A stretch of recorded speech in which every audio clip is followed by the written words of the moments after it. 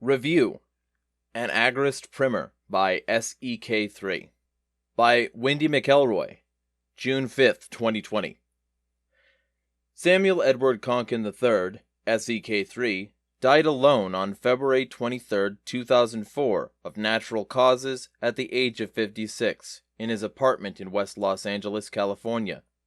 SEK3's life was dedicated to one ideal: Agorism, which is the movement he founded.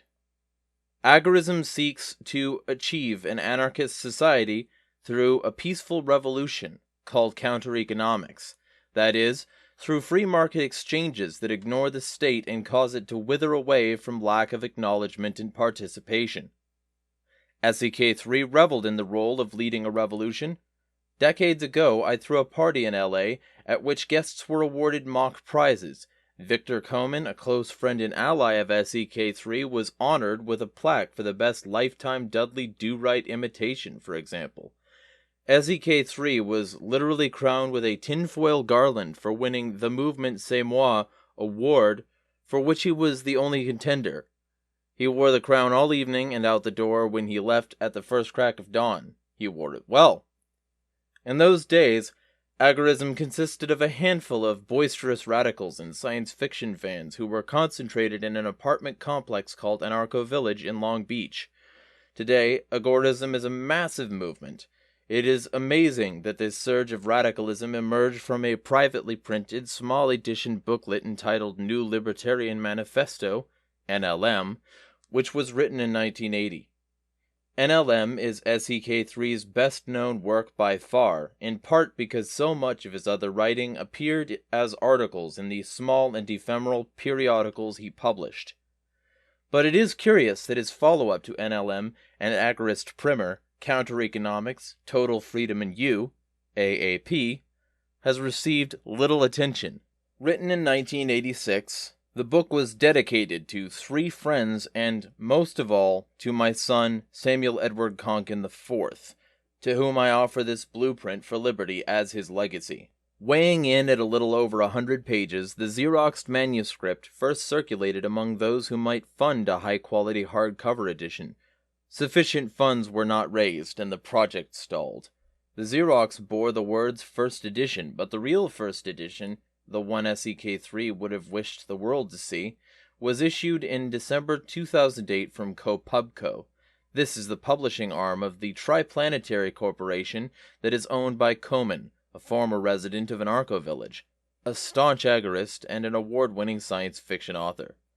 In his introductory publisher's note to AAP, Koman informs readers, quote, "An effort has been made to update the book in order to keep it relevant, though none of the timeless and timely Agorist philosophy has been altered.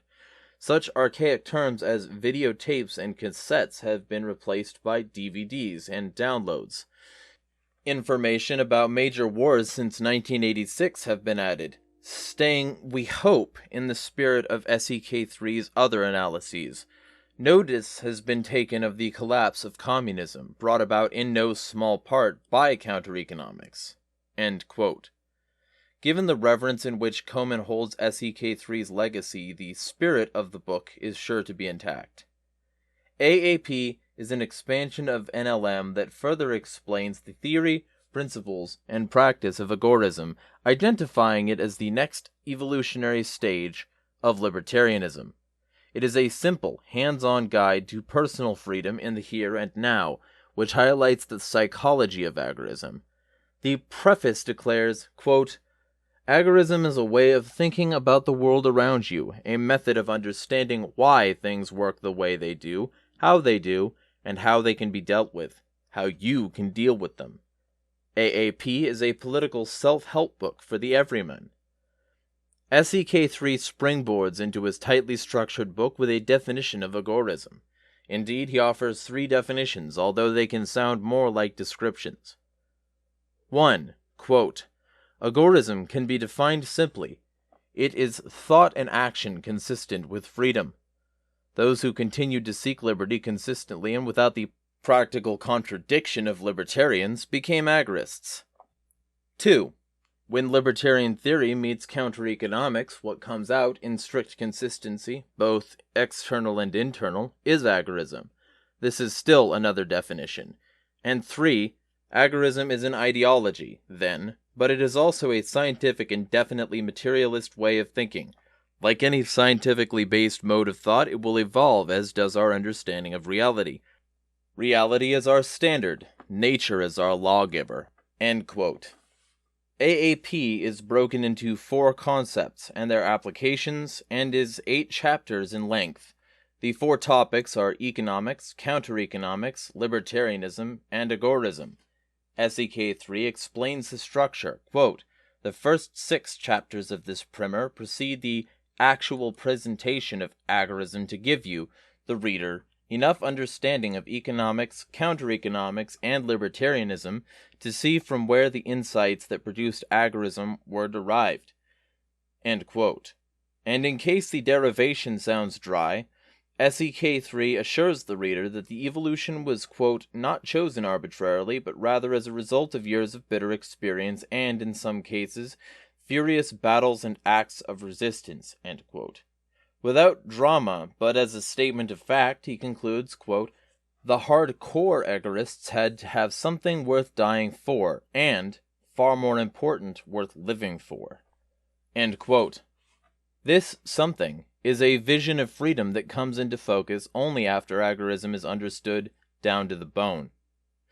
Economics comes first because exchange is the fundamental need of society and individual well-being.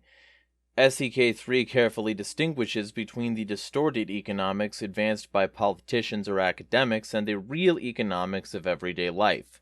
He calls the latter lowercase e economics, which, quote, "is the study of relations between people involving goods and services," end quote. Lowercase economics is based on the science of human action, or praxeology, as the Austrian economist Ludwig von Mises termed it, which proceeds from the insight that human action is purposeful. Other than reflexive behavior like sneezing, people act in order to satisfy a want, even if the want is nothing more than the alleviation of unease. The lowercase economics can be explained through common sense language that is easy to comprehend. Capital E economics stands in stark contrast. It is phrased in arcane language and mathematical formulas, so to confuse and intimidate average people.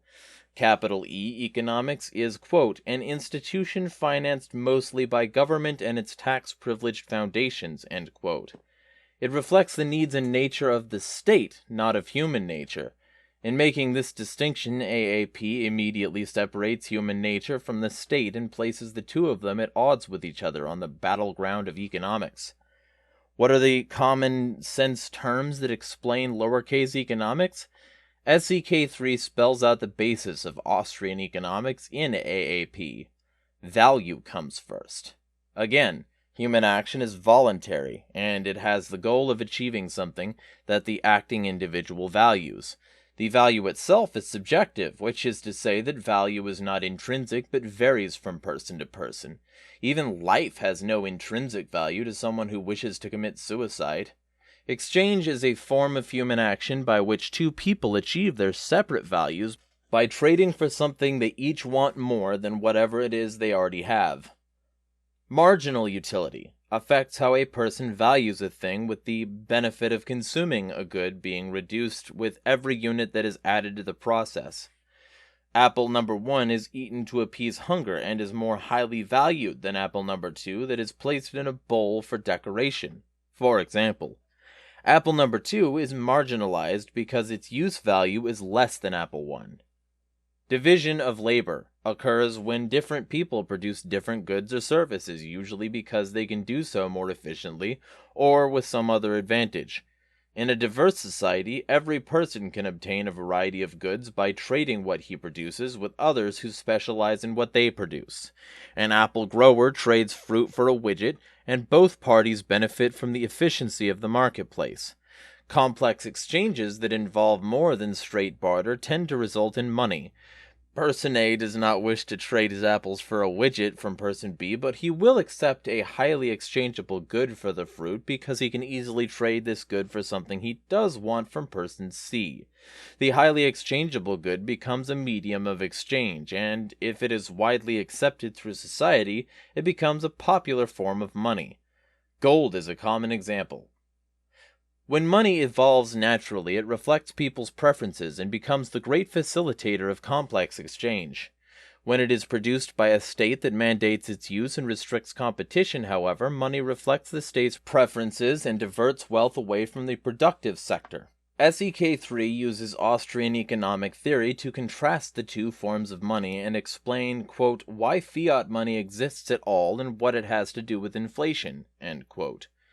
Fiat money is how the state monopolizes the essence of economic exchange, value.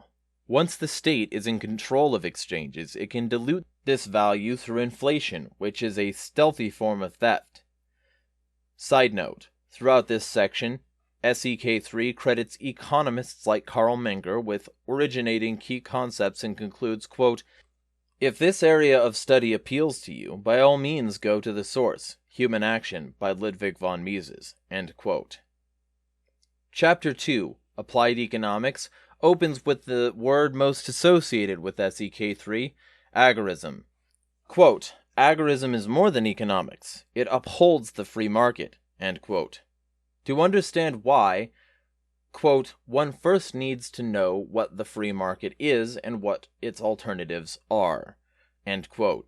Freedom is the absence of coercion, and it is a prerequisite of value. By contrast, violence creates a lack of value to the coerced person, who relinquishes a good rather than exchanging it.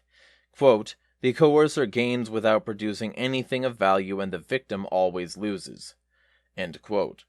Over time, this dynamic destroys all value, which is the motive behind human action itself. Individuals in society stagnate. Or rather, they would do so if human beings were not endlessly resourceful. In the presence of coercion, they find solutions and workarounds. If only private criminals exist, then people act to control this temporary disruption, and something close to a pure free market can function. But even, quote, if coercion becomes regular and predictable, end quote, that is, if a state emerges, quote, innovative people find ways around it and soon enough join forces to evade the coercive regulations, frustrating and or starving the coercer, end quote. Agorism arises spontaneously as a path to freedom and prosperity. No overall coordination is necessary because, quote, a completely free market is a highly decentralized order. Each cog in the great machine keeps itself well-oiled and seeks to mesh itself with the other cogs in ever better fits, end quote. Each person independently acts in his own self-interest. The free market's decentralization becomes a huge advantage because it is flexible, quick to respond, and impossible to suppress in total. The Agorist order is spontaneous and peaceful, with everyone pursuing his own self-interest. Since society is voluntary, quote, competition is always good in the sense that it maximizes value exchanges, end quote. Both parties benefit, and the more parties participate, the greater the benefit becomes. Meanwhile, the centralized state is trapped in an attempt to impose the fallacy of a planned economy. Quote, the error of assuming that order is imposed. It is not. Scientists are aware that order is something you look for in nature. It's already there, end quote. From here, SEK3 moves on to make a controversial distinction between capitalism and the free market. Capitalism means the ideology of capital or capitalists. SEK3 notes that the term capitalism was once used as a pejorative because, quote, capitalists were trying to use coercion, the state, to restrict the market, end quote. But a more standard definition of capitalism is, quote, an economic system based on the private ownership of the means of production and their operation for profit, end quote.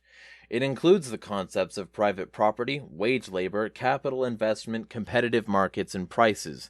It does not involve coercion to restrict the market. Those who emphasize the non-state or anti-state aspects of capitalism often refer to the system as laissez-faire capitalism. What SEK3 seems to be condemning is crony capitalism, a system characterized by a mutually advantageous partnership between business and government at the expense of the free market. Nevertheless, SEK3's interpretation of capitalism takes him where he wants to go. Quote, "Capitalism, then, does not describe a free market, but a form of statism." End quote.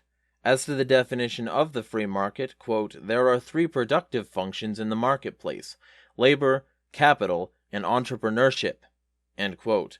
In a primitive society, capital consists of tools and other materials that sustain a person until goods like a harvest can be exchanged. Labor is the work invested. Entrepreneurship is direction in which capital and labor is taken. Markets may be more or less complex, but these three characteristics operate in much the same manner. Statism disrupts the free market through regulation that does more than merely destroy the dynamics of exchange. It also destroys people's ability to acquire the tools with which to protect themselves from the state. No tool is more important than information and sound judgment. Nothing protects innocent people more than an education and a vigorous pursuit of fraud, but the regulation of advertising and experimentation destroys the information transfer and regulation of quality that the free market otherwise provides. By controlling the flow of information, that is, by censorship and propaganda, the state denies people access to a thorough education and the ability to pursue fraud. When the state certifies incompetent professionals and prohibits free market competitors, for example, fraud is protected and almost assured. Then, of course, theft through taxation causes disruption as well.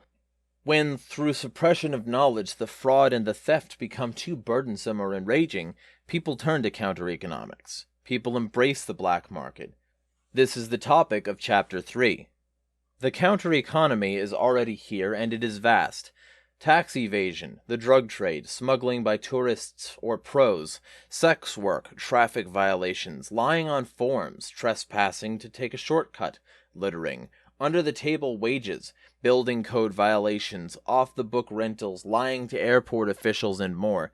In his book, 3 Felonies a Day, How the Feds Target the Innocent, civil libertarian attorney Harvey A. Silverglate chronicles how the law-abiding people unknowingly break the law on a daily basis simply because thousands of innocuous behaviors are prohibited. Silverglate wrote, quote, "Perhaps the most chilling quote of the Soviet era came from Lavrenti Beria, Stalin's head of the secret police, who bragged, quote, 'Show me the man, and I will find you the crime,' end quote. SEK3 would say, quote, 'Show me the nonviolent crime, and I will find you a free man,' end quote. But it is always best for the nonviolent crime to remain unseen. Freedom of information once more placed at the core of successful counter-economics. SEK3 asks, quote, 'If you can advertise your products, reach your consumers, and accept payment, a form of information, all outside the detection capabilities of the state, what enforcement of control would be left?' End quote. None, or at least none that is effective. Even in 1986, SEK3 exuded optimism about the incredible freedom of information promised by technologies such as encryption. Chapter 4 deals with what SEK3 calls the basic law of applied counter-economics, namely trading risk for profit.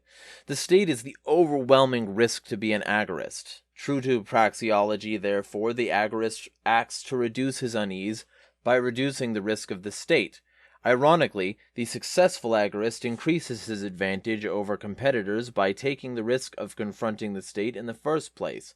By not complying with the law, for example, he lowers his costs, e.g. taxes, and expands the range of possible actions. Ignoring or breaking the law becomes a market advantage. Counter-economic profit comes down to identifying and assessing the risks of an unsanctioned trade. SEK3 observes, quote, "The government itself gathers statistics concerning apprehension of criminals, and it publishes them. The police agencies brag about how few cases are solved, and how fast the crime rate is growing to justify even bigger budgets. The highest apprehension rate for the most foul crimes seldom hits 20%, an indication of government effectiveness in maintaining public order." End quote. Moreover, since the vast majority of crimes go unreported and undetected, the state's low rates of apprehension are unrealistically high when compared to the total crimes committed. The odds overwhelmingly favor the agorist. SEK3 provides a blueprint on how to estimate the risk versus the profit of a counter-economic trade. Imagine buying a good for 10,000 which is sold for 20, with an overhead of 5,000. The net return is 5,000 on an investment of 15,000, or a 33% profit. But the profit is worthwhile only if the risk is low enough, a matter that can also be calculated. Assume an apprehension rate of 20% for the risky trade in question, which brings a maximum fine of 50,000 or 6 months imprisonment. This means the downside monetary risk is 20% of 50,000 or 10,000. In this example, SEK3 concludes, quote, "It would not be worth it to gain 5,000 but risk losing 10,000. End quote. If the apprehension rate is 10% and the fine is 25,000, however, then the risk would be 2,500 for a profit of 5,000. You could get caught one time in 10, pay off your fines, and still come out way ahead. Realistically, the estimate would also, quote, include the price of a lawyer to beat your charges and beat the probability of being convicted after apprehension, end quote. Assume that the cost of a lawyer on retainer raises the overhead by 1,000 per transaction. This reduces the profit to 4,000. Quote, but the conviction rate with plea bargaining and court delays is only 20%. Again, that is high in many jurisdictions. Many cases are dropped long before they come to a trial. Now, your risk using our first figures is 20% of 20% of 50,000, or 2,000. With a payoff of 4,000, a loss of 2,000 would deter few entrepreneurs. The formula with which to assess a black market business prospect, quote, counter-economic payoff equals profit minus loss equals promised price minus cost minus overhead minus penalty or fine times probability of arrest times probability of conviction. If positive, go. If negative, don't go. End quote. The foregoing calculations may sound cold and purely mathematical, but SEK3 does not dismiss what he calls the subjective values of the agorist. Due to a pathological fear of law enforcement, he may conclude that any risk is too emotionally grueling for him to take, or the agorist may revel in flaunting the state and do so whether or not the risks are high and the profit is modest. More on agorist psychology later. SEK3's formula for risk assessment is provided with no judgment passed on whether a person chooses to use it or not. Certainly, risk can and should be lowered to prevent dangers such as accidental discovery. This risk aversion involves being discreet with anyone other than trusted friends, researching the risk of a specific activity, learning to spot state agents, never leaving an accessible paper trail, increasing the payoff, and other counter-economic protections acquired through experience and mistakes. The tactics will differ from agorist to agorist because only the person acting knows his own profession and circumstances, including which regulations, locations, suppliers, and customers to avoid. One of the most effective protections is to be a part of an agorist community that provides economic and psychological support. Division of labor, subjective value, and human individuality all contribute to making your case and everyone else's unique. The Agora pools these advantages and strengthens every member. Chapter 5. Libertarianism may elicit disagreement from readers. SEK3 assumes that, quote, where counter-economics is the application without theory, libertarianism is theory without application, end quote.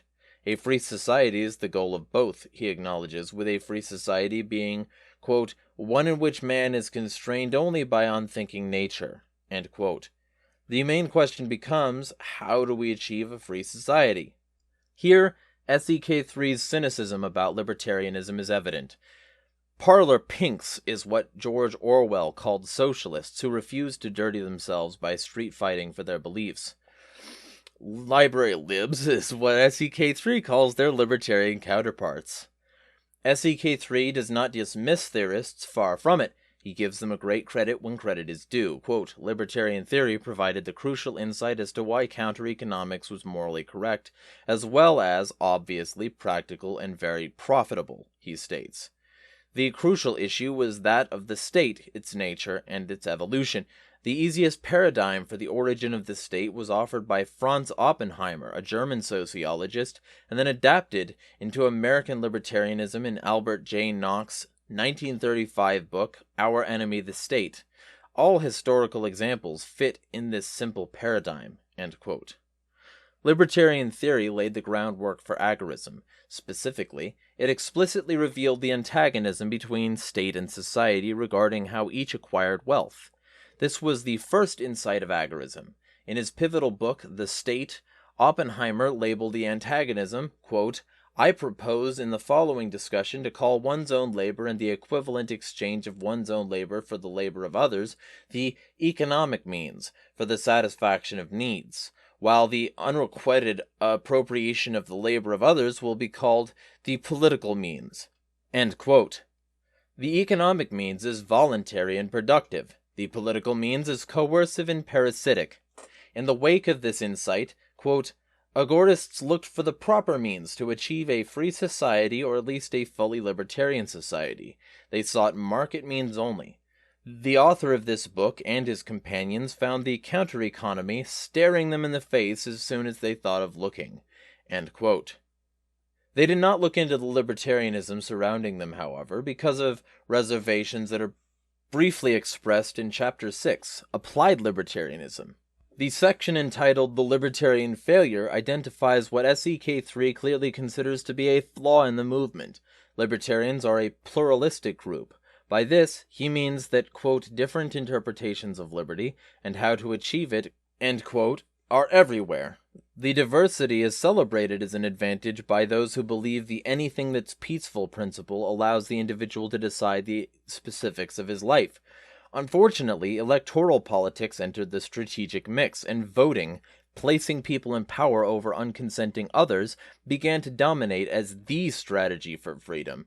Alleged anarchists who accused the state of being irredeemably coercive lined up to run for office and be included in its ranks. At this point, quote, the burning issue shifted from which new libertarian theory works and which does not, to which libertarian candidate can get elected. To many, libertarianism was a fine theory which had no obvious practice. End quote. And so, in SEK3's opinion, electoral politics filled the strategic void because libertarianism had no realistic way to spread its principles into the street. Chapter 7 presents the next evolutionary step of libertarianism, agorism, which translates its principles into reality through counter-economics.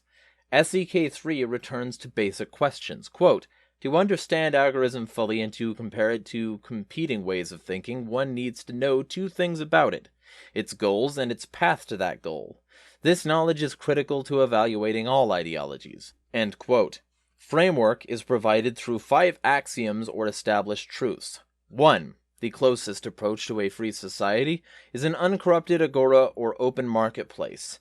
The agora is not perfect because every society contains some private crime that violates freedom. 2. The agora self-corrects for small perturbations of corruption. In other words, the free market deals with criminals. 3. The moral system of agora is compatible with pure libertarianism because both are based on peaceful voluntary interaction. 4. Agora in part is agora in whole. To a workable approximation, the corruption of an agora raises protection costs and risks. The means and the ends are one. 5. Agorist theory is an open system, which means reflection and experience may add more axioms. Little detail is available on how these axioms can be translated into reality. Justice and national defense are the 2 areas sketched out in AAP, probably because these issues are viewed as Achilles' heels for anarchism and agorism. Practical justice as opposed to the principle of justice is, quote, a business, an economic service, end quote. SEK3 expands with an example, quote, your completely tricked out media center is stolen from your home, end quote.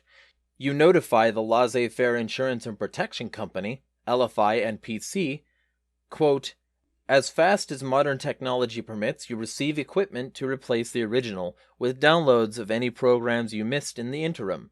You have achieved full restoration to the condition it would have been had there been no act of aggression. Surely that is the goal of justice. End quote. Then, LFI and PC pursues restitution from the thief. SEK3 uses LFI and PC as the prototype of a justice service to which subscribers delegate their right of defensive force. The subscribers can purchase justice, including protection, in at least 3 ways. The insurance company allows members to pool their assets and distribute the risk of a crime that might occur to one of them. Protection in the form of locks and other security measures defends property and lowers the price of LFI and PC premiums. The aggressor, when apprehended by LFI and PC, pays the cost of replacing the property in question, interest on this money, and any expenses related to processing the case. AAP devotes a lamentable amount of space to contrasting the efficiency and morality of free market justice with that of the state. It is lamentable because the points seem obvious and the space could have been used to expand upon what justice might look like under Agorism. The same is true of the ensuing section on national defense, which attacks the state more than it builds an alternative. Quote, "Full Agorism obviously needs no national defense," end quote. The section opens. After all, there would be no nations. Partial Agorism is another story, however, as hostile nations or rogue defense agencies could aggress against Agoras. The solutions advanced by AAP are superficial and unsatisfying, which is understandable in a short book intended as an overview. It would have been valuable, however, for SEK3 to refer readers to more substantial work on the free market national defense by authors like Gustave de Molinari, as he recommended Mises's work in the economics chapter. Instead, SEK3 focuses on a comparatively lengthy critique of American wars from the War of 1812 through to the Iraq War II. Coleman added the latter wars. Agorist strategies are discussed in passing, such as boycotting coercive attackers, the role of syndicated protection agencies and guerrilla units, but Gene Sharp's 3-volume The Politics of Nonviolent Action would have been an excellent work to mention in this regard.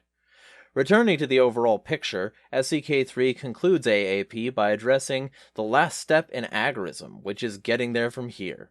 Quote, "Unlike libertarianism, agorism offers both goal and path as an internally consistent package deal," end quote.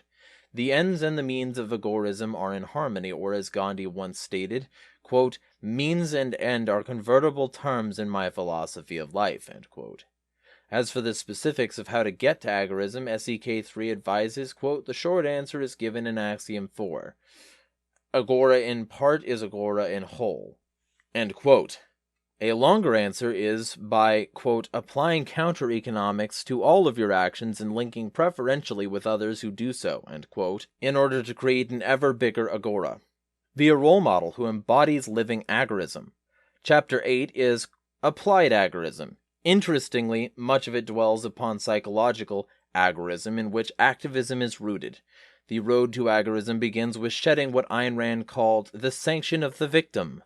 This is the misguided willingness of good people to suffer at the hands of evil ones by accepting the role of sacrificial victim for the sin of creating values or being productive. They allow themselves to be used and exploited out of guilt from a belief in self-sacrifice, duty, or some other psychological confusion. Rand's touchstone novel, Atlas Shrugged, can be seen as an exploration of what happens to society when productive people revoke this sanction. Deeply influenced by Rand in his youth, SEK3 had an answer. Agorism happens. Demystification of the state is next. Mystification is the process by which the commonplace is elevated to the level of the divine by those who have a vested interest in its unassailability. The state is a perfect example. The state is nothing more than a group of individuals who organize for the purpose of extracting wealth and exerting power over others in a given jurisdiction. Ordinarily, people object to thieves and thugs rather than deify them. People do not resist the state, however, because it is wrapped in a mystique of legitimacy that is established by dynamics such as elections. When people refuse to swallow the mystification, however, quote, "the counter-economy grows both vertically and horizontally. Horizontally, it involves more and more people who turn more and more of their activities toward the counter-economic. Vertically, it means new structures, businesses, and services grow specifically to serve the counter-economy. Eventually, the underground breaks into the overground, where most people are agorists, few are statists, and the nearest state enforcement cannot effectively crush them," end quote. The state will eventually use force against the Agoras, but its attempt to coerce, quote, a rebellious majority is doomed. After all, quote, it cannot even stop an enterprising minority of black marketeers and other counter-economists, end quote. The true battlefield on which the state must prevail is in the mind of the individual, because an agorist psychology is required. Perhaps it can be promoted by consciousness-raising groups of kindred spirits who dig through each other's contradictions to flush the state out of their systems, like an addiction. Quote, every law that you obey must be re-examined with the thought, how does it protect life and property, end quote. SEK3 insists that, quote, if, as almost every law in our system does, it actually constricts the market or steals outright, it should not be obeyed, save when force is reported nearby and menacing you directly, end quote. Agorism must be internalized and become second nature. Quote, remember, an agorist is one who lives counter-economically without guilt for his or her heroic day-to-day actions, with the old libertarian morality of never violating another person or property. There is no membership card to fool you. An agorist is one who lives agorism. Accept no counterfeits, as Yoda said so succinctly, do or do not. There is no try. That's agorism.